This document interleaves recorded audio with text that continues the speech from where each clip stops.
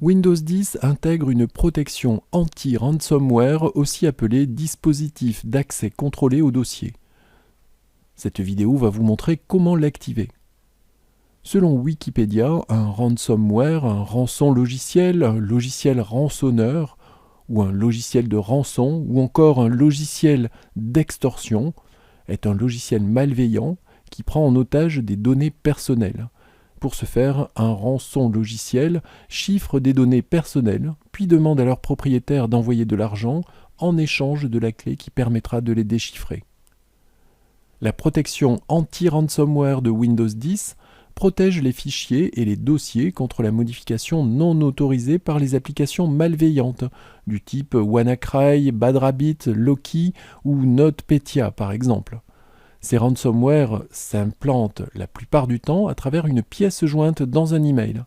Je ne saurais trop vous conseiller de ne pas ouvrir les pièces jointes contenues dans des messages dont vous ne connaissez pas l'expéditeur. La protection anti-ransomware de Windows 10 est désactivée par défaut. Pour l'activer, cliquez sur Démarrer. Tapez Sécurité et cliquez sur Sécurité Windows dans la partie supérieure du menu Démarrer. Cette action affiche l'application Sécurité Windows. Cliquez sur l'icône Protection contre les virus et menaces dans le volet gauche. Sous Paramètres de protection contre les virus et menaces, cliquez sur Gérer les paramètres. Déplacez la partie droite de la fenêtre pour atteindre la section Dispositifs d'accès contrôlé au dossier et cliquez sur Gérer l'accès contrôlé au dossier. Sous Dispositif d'accès contrôlé au dossier, placez l'interrupteur en position activée. Le contrôle du compte d'utilisateur se manifeste. Acceptez la modification en cliquant sur Oui.